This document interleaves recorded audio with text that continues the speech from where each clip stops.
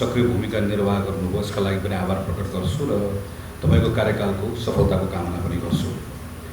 आज हामीले 5 जना विद्वानहरूलाई बोलाएर उहाँहरूको यहाँ कुराहरू सुन्यौँ। ती 5 जना विद्वान मित्रहरूलाई हृदयबाट आभार प्रकट गर्छु। उहाँहरूले समय दिनुभयो। हाम्रो पार्टीका मान्यज्यू यहाँ हुनुहुन्छ, पार्टीका साथीहरू हुनुहुन्छ, थुप्रै कुरा यहाँहरू भन्नुभएको छ। ती सबै जति तथ्याङ्कहरू प्रस्तुत गर्नुभएको छ। अहिले प्रतिष्ठानको तर्फबाट पछि सबै मान्यज्यूहरूलाई हामी उपलब्ध गराउने नै छौँ। प्रधानमन्त्री बालेन्द्र शाहले नेतृत्व गर्नुभएको सरकारको हिजो मात्रै 100 दिन पुगेको छ। सामान्यतया 100 दिनलाई हनीमुन पिरियड भन्ने गरिन्छ। अमेरिकन राष्ट्रपति रुजवेल्टको पालादेखि नै 100 दिनको बारेमा यस्तो भाष्य निर्माण भएको पाइन्छ।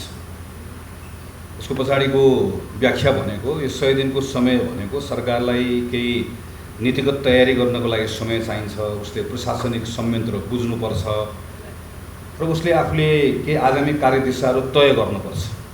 एक प्रकारले सबै कुराको बन्दोबस्त गर्ने लागि समय, यो समय उसले सुविधाजनक ढङ्गले पाउनुपर्छ भन्ने मान्यता राखिन्छ।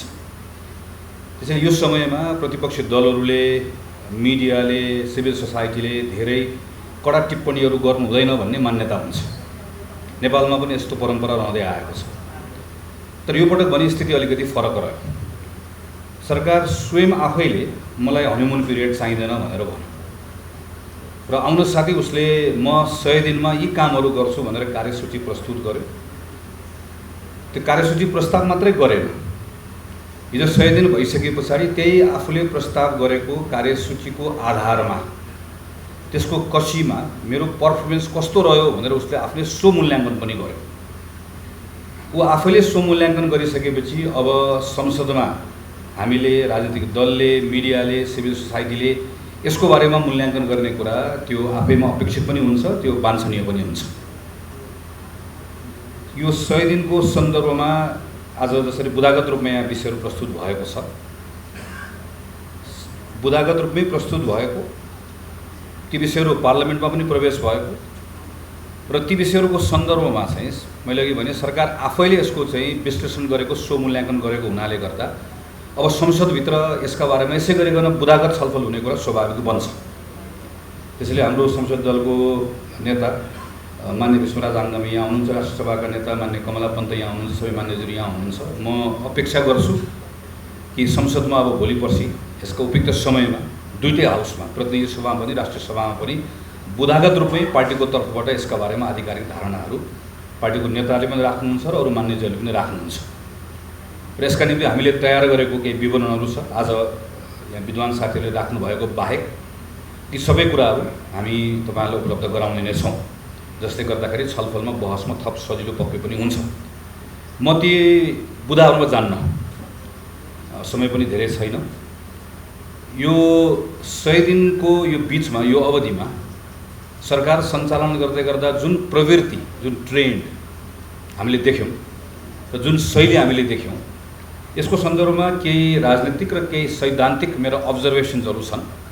म ती अब्जर्भेसनहरू यहाँ राख्छु। त्यो अब्जर्भेसनहरूमा ठ्याक्कै जानुभन्दा अगाडि दुईवटा कुरा पहिला स्पष्ट बनाउनुपर्छ भन्ने लाग्छ। एउटा, अहिले हामी प्रतिपक्षमा छौँ। प्रतिपक्षको आफ्नो केही निर्दिष्ट यसका केही दायित्वहरू हुन्छन्। हामीले केही प्रश्नहरू गर्नै पर्ने हुन्छ, हामीले केही विकल्पहरू दिनै पर्ने हुन्छ, केही आलोचनाहरू आवश्यकता अनुसार गर्नुपर्ने हुन्छ, सच्याउन लगाउनु पर्ने हुन्छ। ती कुराहरू हामीहरू गर्छौँ। तर यो भनिरहँदै गर्दा हामीले एउटा कुरा प्रश्न बनाएका छौँ, फेरि आज पनि प्रश्न बनाउन आवश्यक ठान्छु। नेपालमा अहिले राष्ट्रिय स्वतन्त्र पार्टीले प्राप्त गरेको जस्तो प्रचण्ड जनमत योभन्दा पहिला नेपाली काङ्ग्रेस पार्टीले, नेपाल कम्युनिस्ट पार्टीले फरक फरक अवस्थामा प्राप्त गरिसकेको अवस्था हो। ती अवस्थाहरू तत्तत अवस्थामा प्राप्त गरेको दलहरूको लागि सुखद रह्यो। तर पछाडि हेर्दै जाँदा ती दलहरूको लागि मात्र सुखद नरहेको होइन कि प्रकारान्तरले त्यो व्यवस्थाका लागि नै, प्रणालीको लागि नै, त्यो समयको लागि नै सुखद रह्यो। त्यसैले हामी अहिले प्रचण्ड जनमत प्राप्त गरेको राष्ट्रिय स्वतन्त्र पार्टीको प्रत्येक उसका कार्यशैलीलाई नजिकबाट निहाल्छौँ। जहाँ समर्थन गर्नुपर्ने समर्थन गर्छौँ, जहाँ प्रश्न गर्नुपर्ने प्रश्न गर्छौँ। तर यो यसले समग्रमा यो ठिक बाटो जाओस् भन्ने कुरा हामी चाहन्छौँ। अघि नै जुन राजनीतिक स्थिरताको कुरा आयो, यो तलमाथि नहोस् भन्ने हामी चाहन्छौँ। किन हामीले पटक पटक भनेका छौँ कि यो तलमाथि हुँदै गर्दाखेरि प्रारम्भमा त्यो दलले मात्र गुमाउने अवस्था देखिँदो रहेछ, तर प्रकारान्तर हामी सबैले गुमाउने अवस्था बन्दो रहेछ। त्यसैले उसले एउटा लाइन तानेको छ, 5 वर्षमा यो लाइन यहाँदेखि यहाँसम्म पुग्छ भनेर भनेको छ। हामी त्यो लाइन मेट्न जान्नौँ। हामीले कोसिस के गर्छौँ भने हामी त्योभन्दा अझ लामो लाइन बनाएर बस्छौँ, जसले गर्दाखेरि लामो लाइन यो छ भनेर भोलि चाहिँ हाम्रो लाइन राम्रो भन्ने कुरा होला। यो कुरा मैले आजको विषयहरूमा प्रवेश गर्नुभन्दा पहिला अगाडि भन्न आवश्यक ठाने।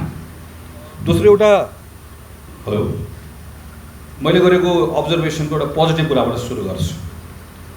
योभन्दा अगाडि हाम्रै पार्टीको आदरणीय सभापति प्रधानमन्त्री हुँदै गर्दाखेरि होस् वा हामीहरूको समर्थनमा फरक राजनीतिक दलका नेताहरू प्रधानमन्त्री हुँदै गर्दाखेरि होस्, एउटा विषय हामी लगातार उठाइरहेका हुन्थ्यौँ। प्रधानमन्त्रीको रूपमा सिंहदरबारबाट बसेर निर्वाह गर्नुपर्ने भूमिकामा कम ध्यान, तर राजनीतिक नेताको रूपमा बालबटारमा बसेर निर्वाह गर्ने भूमिकामा बढी ध्यान। प्राइम मिनिस्टर भन्दा पनि पोलिटिकल लिडर बढी। त्यसैले त्यो लिडरले गर्ने म्यानेजमेन्ट, गठबन्धनको राजनीतिको म्यानेजमेन्ट, पार्टीभित्रको म्यानेजमेन्ट, भागभण्डाको म्यानेजमेन्ट, यी कुराहरूमा प्रधानमन्त्रीको समय बढी गइराख्ने। तर प्राइम मिनिस्टरको रूपमा सिंहदरबारभित्र बसेर जुन शासकीय कामहरू गर्नुपर्ने छ त्यसमा कम ध्यान जाने। यो विषयलाई प्राइभेट कन्भर्सेसनमा पनि हामीले उठाइरह्यौँ, पार्टीको बैठकहरूमा पनि हामीले उठायौँ र पटक पटक संसदमा पनि हामीले उठायौँ र यस्तो देख्न पाए हुन्थ्यो भन्ने हामीले जहिले पनि विश गरेको कुरा थियो। यो पटक अहिले प्रधानमन्त्रीजीको काम गर्ने तरिका 100 दिनमा हामीले के अब्जर्भ गऱ्यौँ भने सिंहदरबार र बालबटारमा धेरै फरक देखिन्छ। सिंहदरबारमा बसेर प्रधानमन्त्रीको जुन जिम्मेवारी छ, शासकीय जिम्मेवारी छ, त्यो शासकीय जिम्मेवारी नै प्राथमिकतामा परेको छ। प्रधानमन्त्रीको फोकस ती शासकीय कामहरूमा नै छन् र हामीले प्रधानमन्त्रीको आलोचना गर्ने वा प्रधानमन्त्रीको समर्थन गर्ने कुराहरू पनि त्योभन्दा बाहिरको विषयहरूमा छैन, ती शासकीय कामहरूमै आएर सीमित बन्न पुगेको छ। यो आफैमा हेर्दा सामान्य कुरा देखे पनि म यसलाई एकदमै सकारात्मक कुरा हो भन्ने ठान्छु र यसले निरन्तरता पाओस् भन्ने शुभेच्छा पनि प्रकट गर्छु। अब यति भनिसकेपछि मैले गरेको अब्जर्भेसनहरू 5 वटा बुदामा राख्छु, जुन यो मैले भने बुदामा जान्न। बुदामा भोलि पार्लियामेन्टमा हाम्रो नेताले त्यहाँ राख्नै पर्छ, तपाईँहरूले यसमा छलफल गर्नुपर्छ, हाम्रो मान्यजले राख्नै पर्छ, किनकि ती बुदाहरूमै सरकार प्रवेश गरेको हुनाले गर्दा त्यसमाथिका हाम्रा प्रश्नहरू वा समर्थन वा हाम्रा विकल्पहरू बुदाहरूमै हुनुपर्छ। म यसलाई लार्जली ट्रेन्डमा के देख्यो भन्ने कुरा राख्छु। पहिलो, हामीले अब्जर्भ गरेको कुरा के देख्यौँ यो 100 दिनमा भने यो सरकारलाई लाइफभन्दा बढी लाइकको चिन्ता छ। लाइफभन्दा बढी उसलाई लाइकको चिन्ता भएको हामी पाउँछौँ। वास्तविक जीवन जीविकाको सवालभन्दा पनि लोकप्रियताको कुरा, त्यो पनि यो भर्चुअल तालीको कुरा, यो चाहिँ सबैभन्दा बढी महत्त्वपूर्ण हो भन्ने रहेको पाउँछौँ। यसको एउटा दुईवटा उदाहरणबाट यसलाई मजाले बुझ्न सकिन्छ। नेपालमा भूमिहीनको समस्या यो एकदम संरचनागत समस्या हो, लामो समयदेखि छ। त्यसैले संविधान निर्माणको बेलामा म त्यसमा सदस्य पनि रहेको र त्यो समितिको एक प्रकारले संयोजकै भएर काम गरेको हुनाले गर्दा म त्यसका त्यो बेलामा भएको छलफलहरू याद गर्छु। हामीले छलफल गर्दै गर्दा जतिखेर दलितको हक लेखेका छौँ, दलितको हक लेखेको ठाउँमा चाहिँ भूमिहीन दलितको बारेमा एउटा छुट्टै सन्दर्भ लेखेका छौँ। भूमिहीन दलितकोले प्राप्त गर्ने विशेष अधिकारको बारेमा उल्लेख गरेका छौँ। त्यो किन गरियो होला? नेपालको भूमिहीनको समस्या चाहिँ कहीँ न कहीँ गएर कोसँग गएर जोडिन्छ भन्दा दलितसँग गएर जोडिन्छ। त्यो किन जोड्यो होला? त्यो हिस्टोरिकल कुरा हुन्छ, स्ट्रक्चरल कुरा हुन्छ। त्यसपछि गएर यो बसाइसराईसँग जोडिएको छ। हाम्रो इकोनोमिक एक्टिभिटी चाहिँ कतिवटा सहरमा केन्द्रित भयो भन्ने कुरासँग जोडिएको छ। संरचनागत लाभ कसले प्राप्त गरे, शासकहरू कहाँ बसेको ठाउँभन्दा उनका कामतहरू कहाँ थिए, कहाँ कुन क्षेत्र विकास भयो, थुप्रै कुराहरू चाहिँ एकदम हिस्टोरिकली जोडिँदै आउँछ भूमिहीनको विषय। यी विषयहरूमा कतिपय सन्दर्भमा यो इलेक्टोरल पोलिटिक्सको विषय पनि बन्यो, पञ्चायतकालमा पनि बन्यो, पछि पनि बन्यो। त्यसका पनि आफ्ना दुःखहरू छन्। यी सबै कुरालाई लिएर कन्स्टिट्युसनमा के कुराहरू रह्यो, त्यो संविधानलाई कार्यान्वयन गर्ने, कानुन बनाउने कुरामा जुन अग्रसरता हाम्रो हुनुपर्ने हो त्यसमा निस्सन्देह त्यसमा व्यापक कमी कमजोरीहरू रह्यो। तर लामो समय पछाडि यसमा काम हुँदै गयो, केही कुरा भयो, केही कुरा रोकियो, केही कुरा भयो, केही कुरा रोकियो, हुँदै जाँदै गर्दाखेरि हामी पछि गएर एउटा रियलाइजेसन पनि भयो नागरिक स्तरबाट ठुलो दबाब पनि भयो, हामी एउटा बिन्दुमा पुग्यौँ र भूमि सम्बन्धी कानुनको संशोधन पनि भयो, भूमि आयोग बन्ने काम पनि भयो, लगत लिने काम पनि भयो र त्यसलाई कार्यान्वयन गर्ने कुराको सन्दर्भमा के जटिलता भएको कारणले गर्दाखेरि योभन्दा अघिल्लो सरकार कांग्रेस र एमाले बनेर सरकारले चाहिँ अन्तिममा भएका केही गाँठहरू फुकाउने काम पनि भयो र अब कहाँनिर हामीहरू पुग्यौँ भने अब चाहिँ वास्तविक भूमिहीन जो छन् जो चाहिँ अव्यवस्थित बसोबासीको व्यवस्थापन कसरी गर्ने, भूमिहीनहरूले भूमि कसरी प्राप्त गर्ने र अतिक्रमण गरेर बसेको जसले चाहिँ भूमिहीनको नाममा फेरि चाहिँ वा यसरी कहीँ न कहीँ राज्यलाई कतै न कतै अतिक्रमण गरेर राज्यमाथि भार थपाइदिएको छ, उसलाई पनि राज्य त्यसबाट कसरी अलग हुने वा जोगिने यी विषयका सन्दर्भमा कानुनी जटिलताहरू फुकाउने काम पनि भयो। यो सरकार आइसके पछाडि मलाई के लागेको थियो भने यो सरकारलाई बडो कायदा भयो, कति सजिलो हो, यो कानुन करिब बनिसकेको छ, प्रतिनिधि सभाबाट पारित भइसकेको थियो, राष्ट्र सभाबाट पारित हुन बाँकी थियो, सरकारसँग यति सहजता थियो। त्यसैले अलिकति अझै सरकारमा बस्ने साथीहरूको हामीले गरेको कामहरूमा पनि अझै नयाँ कुराहरू गर्छौँ भन्ने केही नयाँ सोचाइहरू थियो भने त्यो नयाँ प्रयोग गर्नको लागि पनि ठाउँ थियो, किन मजाले काम गर्न सकिन्थ्यो। यत्रो अध्यादेश बनाएको ठाउँमा अर्को एउटा अध्यादेश भन्ने कुरा पनि केही असहज हुने कुरा पनि थिएन, हामी कसैले पनि त्यसमा विरोध गर्ने कुरै थिएन, किन हामी त भर्खर कानुन बनाएर आएका थियौँ, प्रतिनिधि सभाबाट सर्वसम्मत समितिमा लगेर करिब त्यो कानुन रिराइट गरेको। मैले पनि सम्झन्छु, सायद हाम्रो यहाँ हुनुहुन्छ जस्तो लाग्छ मलाई, कुसुम थापाजी हाम्रो संयोजक हुनुहुन्थ्यो, त्यसमा सायद प्रतिमा गौतम पनि त्यसमा हुनुहुन्थ्यो, हाम्रो वीरबहादुर बलार हाम्रो साथीले बडो मेहनत गरेर काम गर्नुभएको छ। मलाई त्यसको बारेमा चाहिँ घन्टौँ छलफल भएको याद छ। हाम्रो आदरणीय शेरबहादुर दाईको घरमा बसेको मलाई आफै त्यो छलफलमा सहभागी भएको कुरा मलाई याद छ। म त्यसको संशोधनकर्ता मध्येको मूल संशोधनकर्ता थिएँ।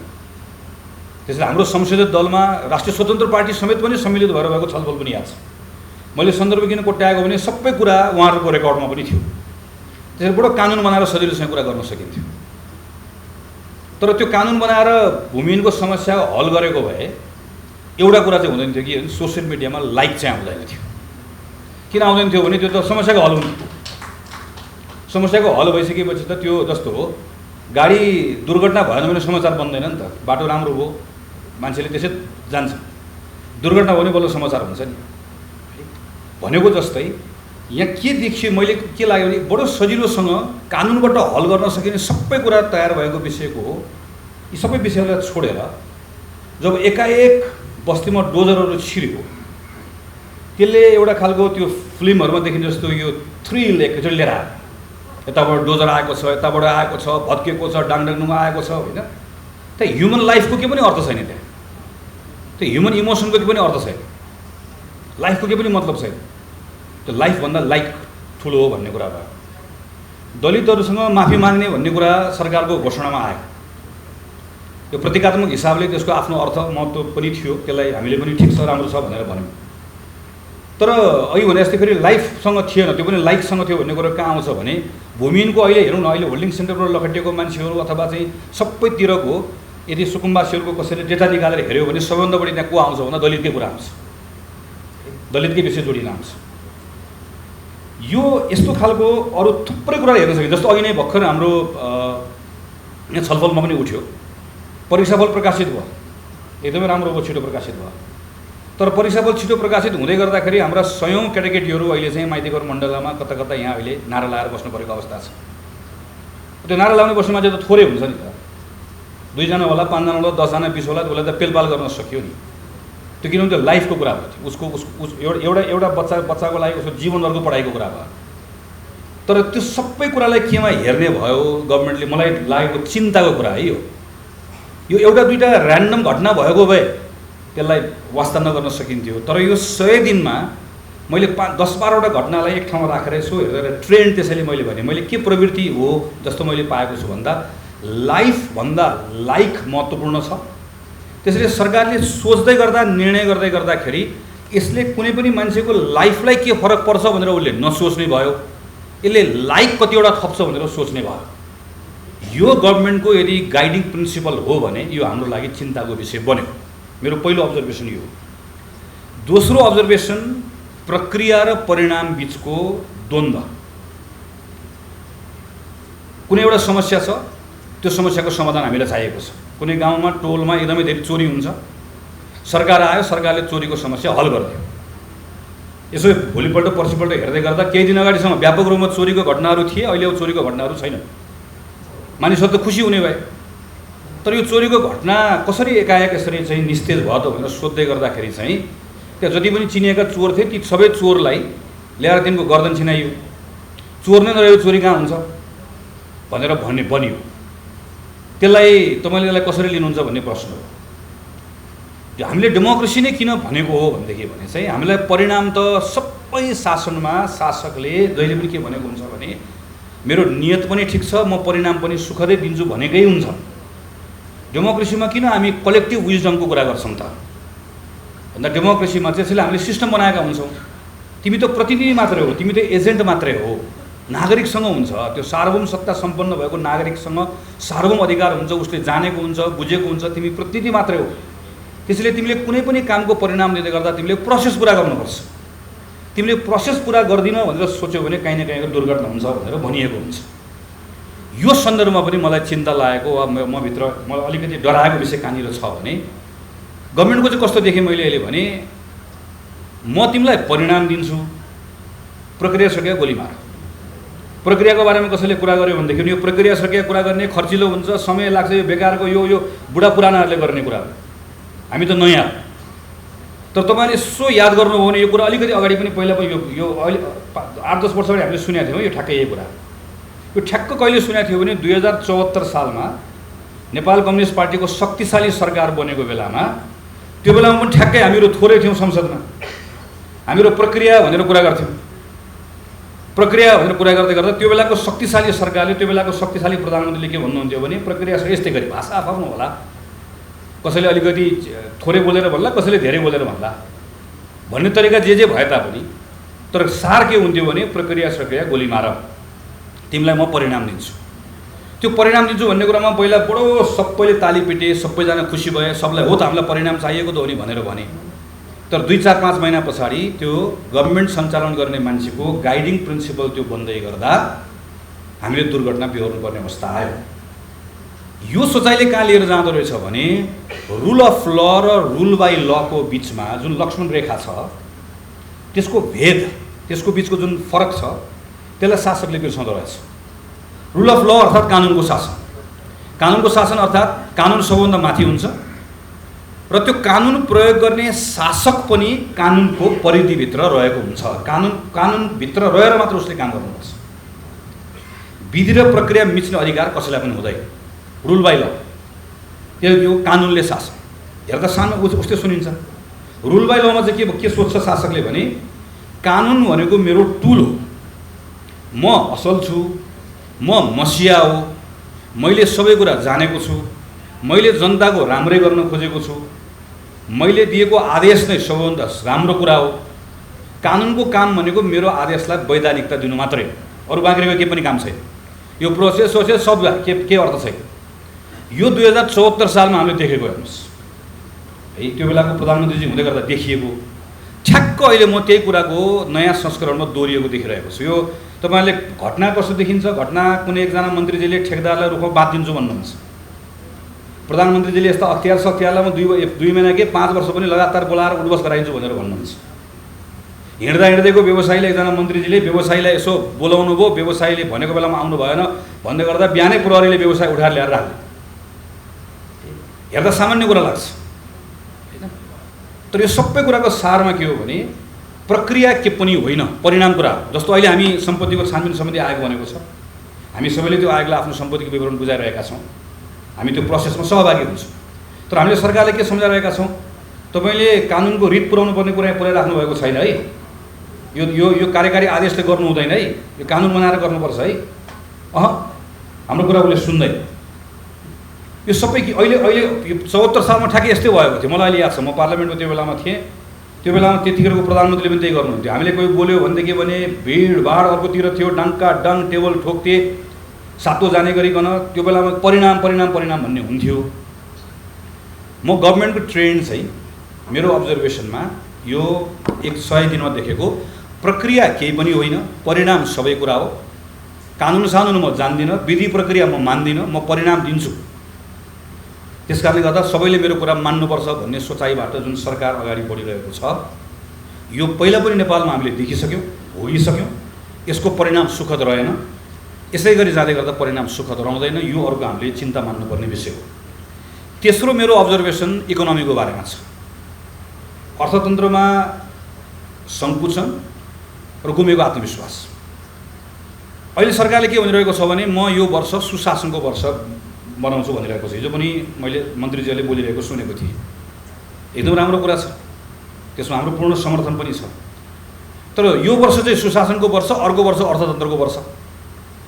यो वर्ष पहिला सुशासन दिन्छु, ठिक बनाउँछु, अनि अर्को वर्ष म इकोनोमी सुधार्छु भन्ने खालको सोचाइरहेको म पाउँछु। यसरी यसलाई कोठा कोठामा राखेर हेर्ने कुरा यो आफैमा समस्याग्रस्त हुन्छ। एक त यसै पनि एकदम प्याराडक्सिकल साइकल हाम्रो छ। यो पनि हामीले थोरै छलफल सुन्यौँ।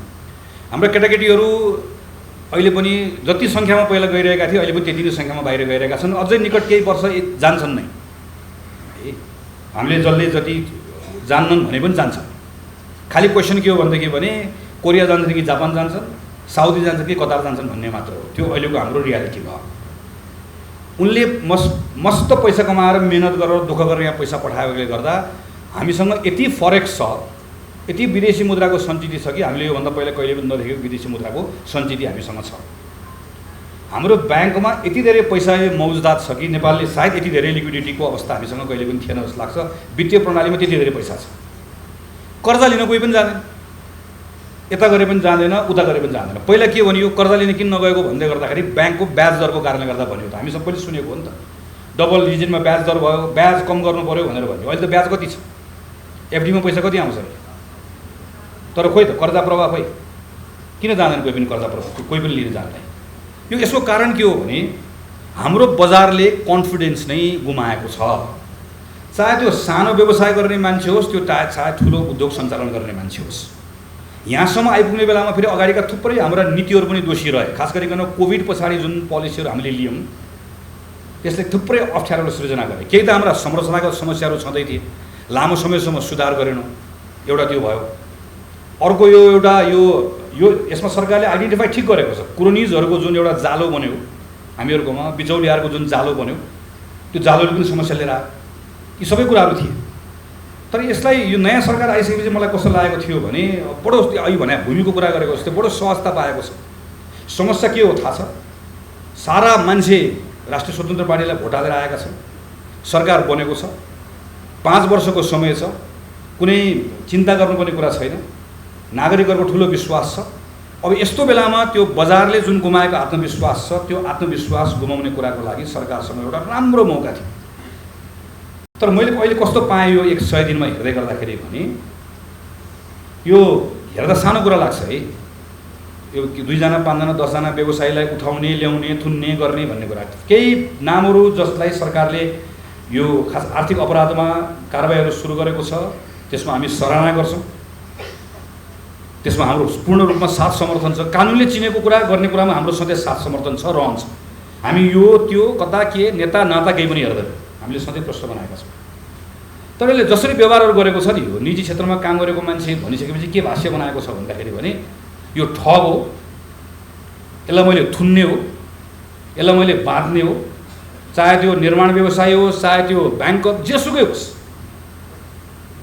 अब यसले कस्तो अहिले पनि कुरा भयो, अहिले कस्तो वातावरण बनाएको छ भने व्यापक भएको वातावरण बनाएको छ।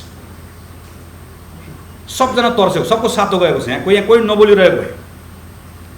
म के यसो मलाई के कुरामा लागिरहेको छ भने कोही मान्छे यहाँ नयाँ व्यवसाय सुरु गर्नेवाला छैन। अहिले कोही मान्छेले हिम्मत गरेर ब्याङ्कमा गएर कर्जा गरेर यहाँ नयाँ कुरा खोल्नेवाला छैन। हामीले केही होटलहरू नयाँ कुरा खोलेको देखेर पत्रिकामा देखिरहेका छौँ होइन। यो लामो समयदेखि चाहिँ प्रक्रियामा रहेका कुराहरू कतिपय कुराहरू भएका छन्। होस्, फेरि यो भनेको फेरि चाहिँ मैले कसैलाई तर्साउन खोजेको होइन, म त यो होस् भन्ने चाहन्छु।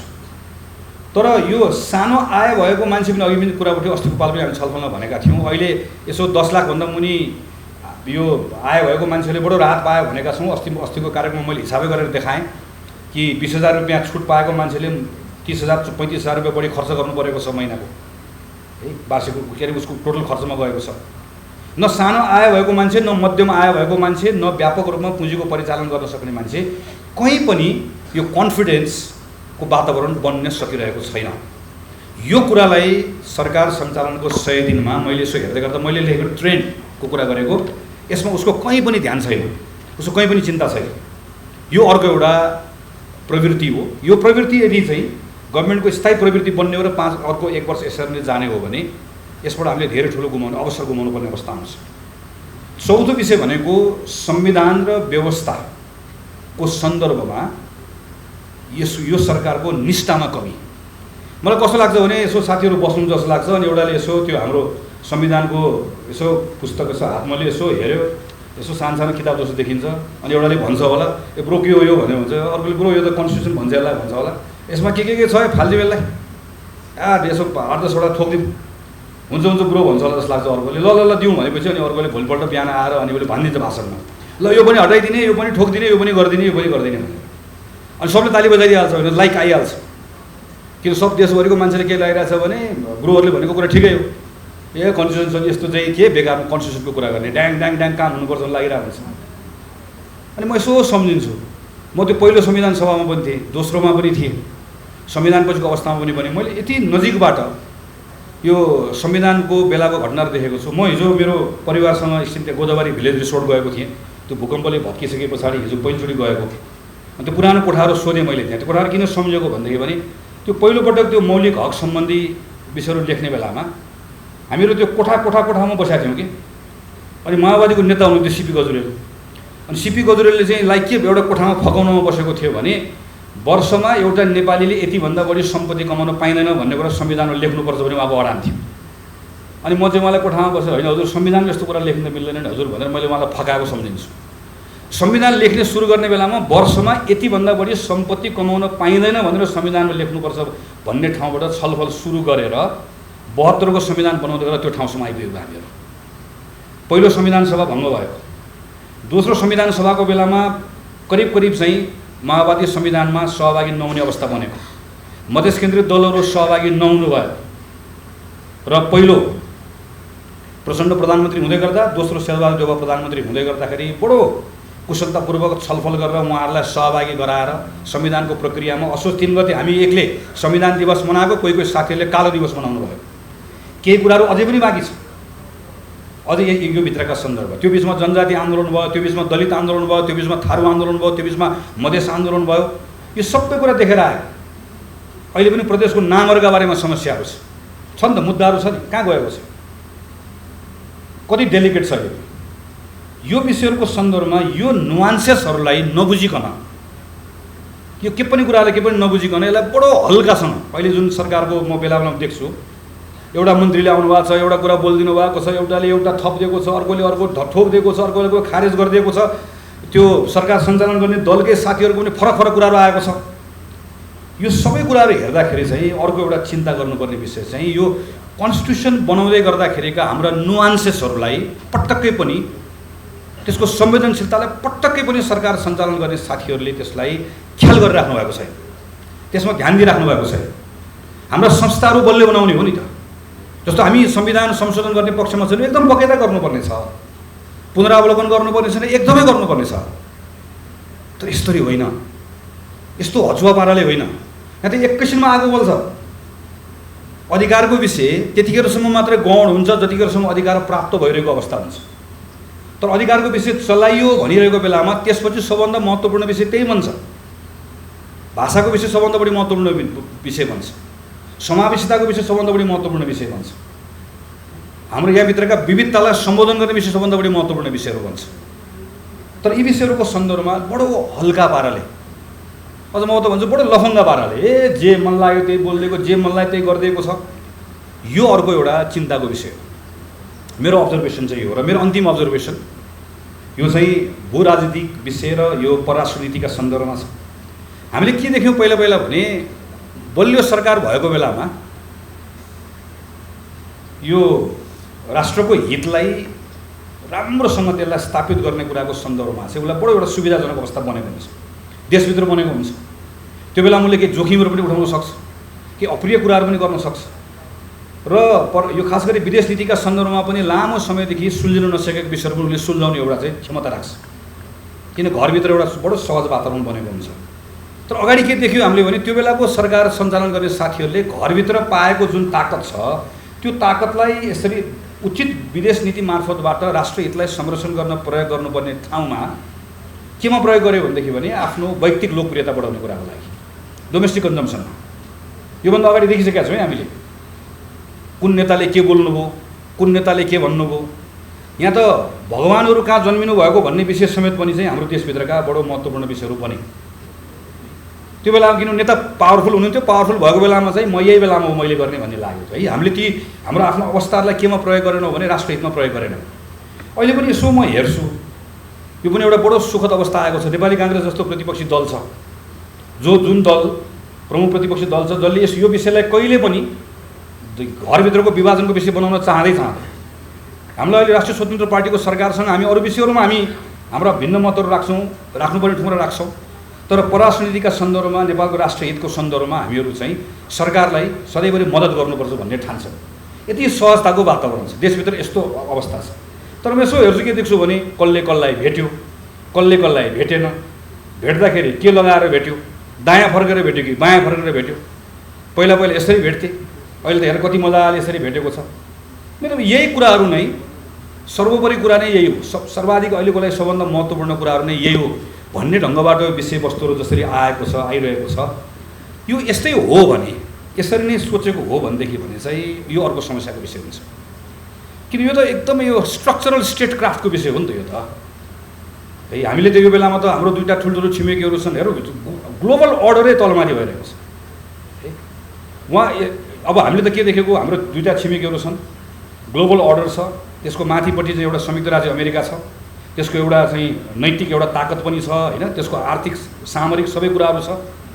अब कहाँ हो के हो सबै भत्ताभङ्ग भएको छ, जताततै अलमल भएको छ। यो बेलामा त नेपालले नेभिगेट कसरी गर्ने, देशभित्रको अहिलेको चाहिँ हाम्रो सम्बन्ध, पहिला देशलाई ठिक ठाउँमा राख्ने, सबै दलहरूको बिचमा एउटा साझा धारणा बनाउने, छिमेकीहरूसँगको सम्बन्धलाई कसरी सन्तुलित ढङ्गले लिएर जाने, अनि पश्चिमसँग कसरी सम्बन्ध राख्ने, कुन कुरामा हामी एक भएर एक ढिक्का भएर उभिने, सबै कुराहरूमा जानुपर्ने ठाउँमा चाहिँ तत्कालको क्षणिक अहिले भने जस्तै वाहवाहीवाला कुरामा जुन कुरा जाँदैछ, यो नै यदि सरकारको चाहिँ गाइडिङ प्रिन्सिपल हो भने 100 डेजमा त यही देखेँ है मैले।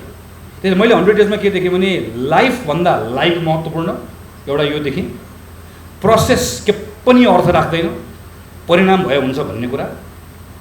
इकोनोमिक सेक्टरमा चाहिँ त्यो आम मान्छेहरूको कन्फिडेन्सको कुरा के पनि होइन, म ठिक भए भइहाल्छ, मैले ठिक हुनुपर्छ भनिसकेपछि ठिक भइहाल्छ होइन। पहिला पनि प्रधानमन्त्रीहरू हामी देख्थ्यौँ नि, प्रधानमन्त्रीले भाषणमा आएर ल यहाँ कपडा पनि निकाल, चिनी पनि निकाल, चुरोट पनि उत्पादन गर, यहाँ हिजोको काङ्ग्रेसले सब भनेर आएर भन्थे। अलिक पछि गइसकेपछि त 1-2 महिना 3 महिना पछाडि त लौ न यो चिनी पनि यसरी बन्द रहन्छ, जुत्ता पनि यसो बन्द रहन्छ भन्ने कुरा चाहिँ थाहा पाउनलाई केही समय लाग्थ्यो। यो सबै देखेको हामी त्यही कुराको पुनरावृत्ति भएको देखिरहेका छौँ। संविधान र संस्थाहरूको बारेमा चरम उपेक्षाको कुरा र चाहिँ डोमेस्टिक कन्जम्सनको कुरा चाहिँ परराष्ट्र नीतिका सन्दर्भमा चाहिँ यसलाई बढी प्रायोरिटी दिइरहेको कुराहरू चाहिँ लार्जली मैले देखेका 5वटा ट्रेन्डहरू हुन् यो 100 दिनमा। अरू पनि छन् होला, साथीहरूले यसमा थप्दै जानु होला। खालि मैले भनेको चाहिँ अलिकति प्रवृत्तिहरू हेरौँ हामीहरू है, किनकि यो भर्खर 100 दिन भएको छ। 100 दिनमै हामी धेरै खोतल्ने कुराहरू पनि छैन। म त यदि अहिले सरकारले 100 दिनको समीक्षा, 100 दिनको कार्यक्रम, 100 बुधा नभनेको भए यो बेलामा हामी त 100 दिन पुरा भएकोमा तपाईँलाई बधाई छ, शुभकामना छ, आगामी दिन राम्रो होस् भनेर आज बिहान त फेसबुकमा पोस्ट राखेर शुभकामना दिएर बसिरहेका हुन्थ्यौँ। सरकार आफैले मेरा 100 दिन मेरो 100 कार्यक्रम भनेको हुनाले गर्दा हामीले यो विषयको बारेमा चाहिँ विज्ञहरूको कुराहरू सुन्ने अथवा भोलि पार्लियामेन्टमा छलफल गर्ने कुरा भयो। खालि एउटा लार्जर ट्रेन्डको बारेमा हामीले कुराकानी मैले गरेँ। यो ट्रेन्डलाई हामीले हेर्नुपर्छ, ट्रेन्डलाई किन हामीले एनालिसिस हामी मेजर अपोजिसन भएको कारणले पनि गर्नुपर्छ। अर्को हाम्रो कन्स्टिट्युसनप्रतिको हाम्रो ड्युटी पनि छ। हामी नेपालको संविधानको हिसाबले, निर्वाचनको हिसाबले संसदको प्रतिनिधि सभाको दोस्रो ठुलो पार्टी हो, तर जिम्मेवारीको हिसाबले हामी अहिले पनि नेपालको मूल शक्ति हो, राष्ट्रिय शक्ति हो। हाम्रो जिम्मेवारी छ, हामीले सम्हाल्नुपर्छ, हामीले यसलाई मिलाउनुपर्छ, ठिक ठाउँमा लिएर जानुपर्छ। त्यसका निम्ति पनि हामीले जुन प्रवृत्तिहरूमा सरकारलाई प्रश्न उठाउनु पर्ने ती प्रवृत्तिहरूमा हामीले उठाउनुपर्छ, हामी उठाउँदैछौँ। आज अहिलेलाई योभन्दा बढी कुराहरू गर्न आवश्यक छैन होला भन्ने लाग्छ। म फेरि पनि सबै मान्यजनलाई धन्यवाद दिन चाहन्छु र म के अनुरोध गर्छु भने आज आएको कुराहरूको लागि भने हामीलाई यो छ, अरू हाम्रो के साथीहरूले साथीहरूले थप रिसर्च गर्नुभएको छ, यसलाई हामी कम्पाइल गरेर बेलुकासम्म यहाँहरूको व्हाट्सएपमा हामी पार्टीको तर्फबाट पठाउँछौँ र त्यसमा छ आफ्नो पनि रिसर्चहरू छँदैछ, त्यसमा आधारित रहेर दलको नेताहरूले पनि अरू मान्यजीहरूले पनि पार्लियामेन्टको अब केही दिन चाहिँ यसका बारेमा यो चाहिँ लगातार तपाईँहरूले यसका बारेमा प्रश्न गर्ने, आफ्नो विचारहरू राख्ने, सरकारलाई कुरा बुझाउने, विकल्पहरू दिने, नभएको कुराहरू भ्रमहरूलाई छिर्ने कामहरू तपाईँहरूले गर्नुहुन्छ भन्ने विश्वास राख्दै म आजको कार्यक्रम पनि औपचारिक रूपमा यही टुङ्गिएको पनि जानकारी गराउँछु। धन्यवाद, नमस्कार, जय।